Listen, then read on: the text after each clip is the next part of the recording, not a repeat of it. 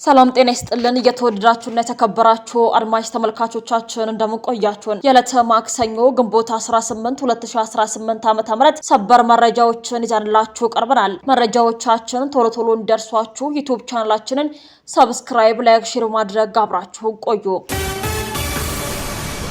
በባህር ዳር ከተማ በፓትሮል ሲንቀሳቀሱ የነበሩ የኢትዮጵያ መከላከያ ሰራዊት አባላት ከአውቶቡስ ጋር በመጋጨት በደረሰባቸው የትራፊክ አደጋ ህይወታቸው አልፏል። በአደጋው የሁለት ወታደሮች ህይወት ሲያልፍ 7 የሰራዊቱ አባላት መቁሰላቸው ተሰምቷል። ጎህ ቴሌቪዥን በአደጋው ህይወታቸውን ላጡ የሰራዊቱ አባላት ነፍሳቸውን ይማር እያለ ለቤተሰቦቻቸው መጽናናትን ይመኛል።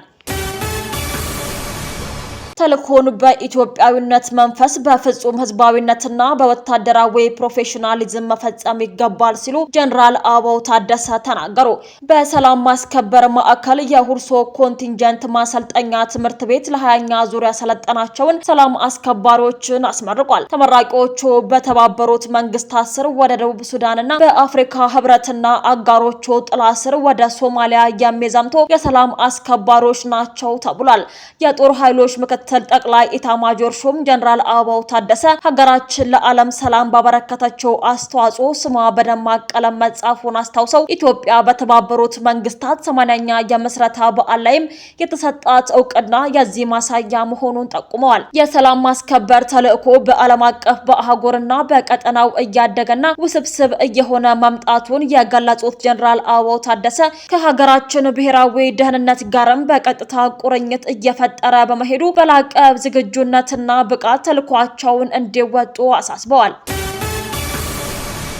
በአማራ ክልል በቀለጠው ወታደራዊ ግጭት በመከላከያ መኮንኖች በኩል የሚሰጠው ማብራሪያ ቀጥሏል። የምስራቅ እዝ አዛዥ ጀነራል መሐመድ ተሰማ የሚመሩት እዝ በተሰማራበት የጎጃም ቀጠና ያለውን አሁናዊ ሁኔታን በተመለከተ ዝርዝር ማብራሪያን ሰጥተዋል። ጀነራሉ ጽንፈኛ በማለት የጠሩትን የፋኖን ቡድን አሁናዊ ሁኔታ በየጉድጓዱ ተደብቋል ለማለት ብቻ ብቅ ጥልቅ እያለ የሚገኝ ነው ሲሉ ገልጸውታል። በሰሜን ጎጃም፣ በምዕራብ ጎጃም፣ በአዊና በደቡብ ጎንደር ዞኖች ጠላት ባሉት ኃይል ላይ ጠንካራ ምት አሳርፈውባቸዋል የሚሉት ጀነራሉ ተላላኪ ጽንፈኛው ከታሪካዊ ጠላቶቻችን ጋር ወግኖ ቢጨፍርም በልማት ወዳዶ ህብረተሰብና በጸጥታ ኃይላችን መስዋዕትነት ዓላማው ከሽፎበታል ሲሉም አብራርተዋል። የታሪካዊ ጠላቶች ተላላኪ ያሉትን ኃይል ከተደበቀበት አውጥቶ ለመደምሰስ ህዝቡ ጥቆማ መስጠት ኃላፊነቱን ይወጣ በማለትም ጥሪ አቅርበዋል።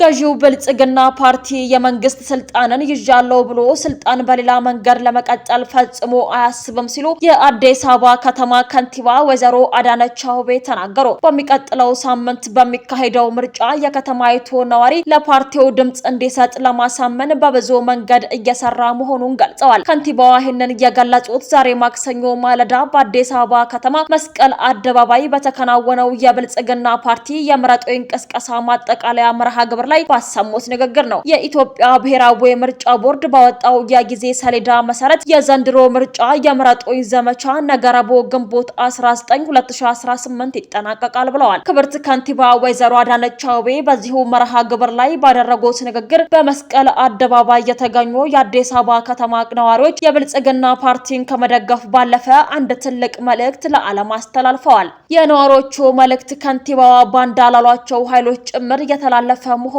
አስገንዝበዋል። ከምርጫ ውጪ ስልጣንን ለማግኘት ሲሉ በባንዳነት ለተለያዩ የኢትዮጵያ ጠላቶች ለሚያገለግሉትም እንዲሆን ስልጣንን በጉልበት ለመያዝ ሀገራችንን የተለያየ ቦታ ላይ ለሚረብሹትም ጽኑ እምነታችሁን ዲሞክራሲያዊ ስርዓት ብቻ ብላችሁ ዛሬ እነሆ ምላሽ ሰጥታችኋል ሲሉም ከንቲባዋ ተናግረዋል። የሰባተኛው ዙር ሀገራዊ ምርጫ ስልጣንን በምርጫ እንጂ በጉልበት ወይም ደግሞ እንደ ቅርጫ የሚከፋፈል አለመሆኑን የምናስመሰክርበት ነው ሲሉም ተደምጠዋል። ህወሓት በዋጅራትና በአዲጉድም ወጣቶችን ለማፈስ እያደረገ ያለው ሙከራ ውርደትን አከናንቦታል። ህወሓት የትግራይ ህዝብን ለዳግም እልቂትና እርዛት ለመዳረግ ጦርነትን ካልደገምኩ ብሎ በብሪተኝነት ያዙ ይልቀቁኝ እያለ ሲሆን ለዚህም ይረዳው ዘንድም በተለያዩ የትግራይ ቦታዎች የግዳጅ የታጣቂ ምልመላን እያካሄደ ይገኛል። ነገር ግን በተለያዩ የትግራይ ቦታዎች ተንቀሳቅሰው ታጣቂ ለመመልመል የተመደቡ የህወሓት ታጣቂዎች በፍቃደኝነት ታጣቂ የሚሆኑ የሚሆን ወጣትን እንደዚህ ቀደሞ እንዳላገኙም ተገልጿል። በህዝቡ በመጠላቱ ይህ ሁኔታ እንደተፈጠረ የገባው ህወሓት ለታጣቂ መልማዮች ወጣቶችን በጉልበት አስገድደው እንዲያፍሱም አዟል። በዚህም በዛላምበሳና በአዲግራት የግዳጅ አፈሳዎችን ለማድረግ ህወሓት ሙከራን አድርጓል። ታዲያ ህወሓት እንደለመደው በደቡብ ምስራቅ ዞን ዋጅራትና አዲጉደም እንዲሁም በሰሜን ምዕራብ ትግራይ ወጣቶችን ለማፈስ ባደረገው ሙከራ ውርደትን ተከናንቧል። ምክንያቱም ደግሞ በእነዚህ አካባቢ የሚገኙ ወጣቶች ቀድሞ ተደራጅተው በመጠበቅ የህወሓት ታጣቂ መልማዮችን አርባ ገርፈው ወደ መጡበት ሱሪያቸው እስኪወልቅ ድረስ አሯሩጠው ስለመለሷቸው ነው። ህወሓት በሚያካሂደው የወጣቶች የግዳጅ አፈሳ ከህዝቡ ከባድ ተቃውሞም እየደረሰበት ነው። ህወሓት ከሻዕቢያ የተሰጠውን ትዕዛዝ መሰረት በማድረግ ሊጀምረው ያሰበውን የጦርነት እቅድ ለማሳካት በማሰብ በትግራይ የሚገኙ የህዝብ ልጆችን በግዳጅ እያፈሰ ይገኛል። ይሁን እንጂ በደቡብ ምስራቅ ዞን ዋጅራትና አዲጉደም አካባቢ ያሉ ወጣቶች ለህወሓት ሽማግሌዎች አንዘምትም በማለት ወደ ሀራ መሬት እየተቀላቀሉ ሲሆን፣ ሌሎች ደግሞ ወደ ቦታው ወጣቶችን ለማፈስ ሄዱ የህወሓት አመራሮች ተቃውሞ በማስነሳት የራስ ምታት ሆነውባቸዋል። የህወሓት ቡድን በኢትዮጵያ የሚካሄደው ብሔራዊ ምርጫ ከመጀመሩ በፊት አዲስ ወታደራዊ ጦርነትን ለመክፈት ሰፊ እንቅስቃሴ እያደረገ መሆኑን ከውስጥ ካገኘነው መረጃ ለመረዳት ችለናል። ይህ አዲስ ወታደራዊ እንቅስቃሴ በዋናነት በራያ በኩል የሚደረግ ሲሆን ስትራቴጂካዊ ዓላማውም ከምርጫው ምርጫን ማደናቀፍና ፖለቲካዊ ጫናዎችን ለመፍጠር ያለመ መሆኑም ተገልጿል። ይህ ጦርነትን ለመጀመር እየተደረገ ያለው እንቅስቃሴ ከፋኖ ኃይሎች ጋር በመጣ አመርና የጋራ ግንባርን በመፍጠር መሆኑን የገለጹት ምንጮች ጦርነቱ ከምርጫው ፊት መጀመሩ በመላው ሀገሪቱ ፖለቲካዊ መረጋጋትን በማናጋት የምርጫውን ሂደት ለማቋረጥ ያለመ ነው ተብሏል።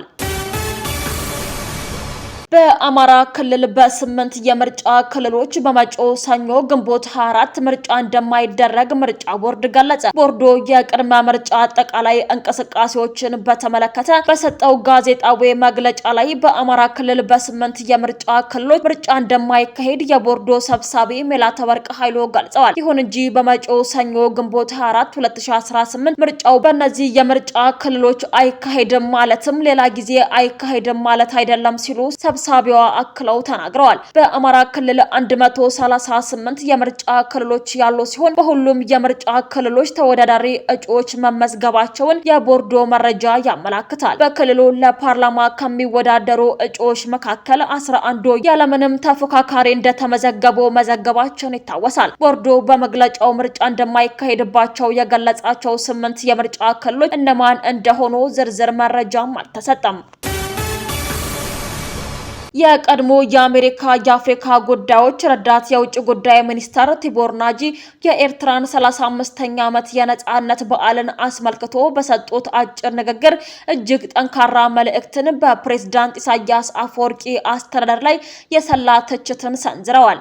አንጋፋው ዲፕሎማት በይፋዊ ኤክስ ገጻቸው ባሰፈሩት መልእክት ታላቁ የኤርትራ ሕዝብ ከ135 ዓመታት በፊት ነጻነቱን በማግኘቱ ሊኮራ እንደሚገባ በመግለጽ ለሕዝቡ ጥናትና ታሪክ ያላቸውን ክብር ገልጸዋል። በሌላ በኩል ግን ዜጎቹን ያለምንም መብት ያስቀረና ሀገሪቱን ወደ ግዙፍ እስር ቤትነት የቀየረ አገዛዝን ሊያፍር ይገባል ሲሉ የአስመራን አስተዳደር ክፉኛ አውግዘዋል። አክለውም ፕሬዝዳንት ኢሳያስ አፈወርቂ ከአሜሪካ ጋር የተሻለ ግንኙነትን ለመፍጠር በራቸውን ክፍት እንደሚያደርጉ ተስፋ እንዳላቸው ጠቅሰው ሆኖም ይህ የዲፕሎማሲ እርምጃ ራሱ የአገዛዙን ውድቀት የሚያፋጥን ይሆናል ሲሉ ያልተጠበቀና ስትራቴጂካዊ አንድምታ ያለው ፖለቲካዊ ትንበያን አጋርተዋል። ይህ የቲቦር ናጂ አስተያየት የተሰማው የአሜሪካ የውጭ ጉዳይ ሚኒስተር የኤርትራን ብሔራዊ ቀን አስመልክቶ ይፋዊ መግለጫን ባወጣበትና በዋሽንግተንና በአስመራ መካከል ያለውን የዘመናት የሻከረ ግንኙነትን ዳግም ለማጤን እንዲሁም ማዕቀቦችን ለማንሳት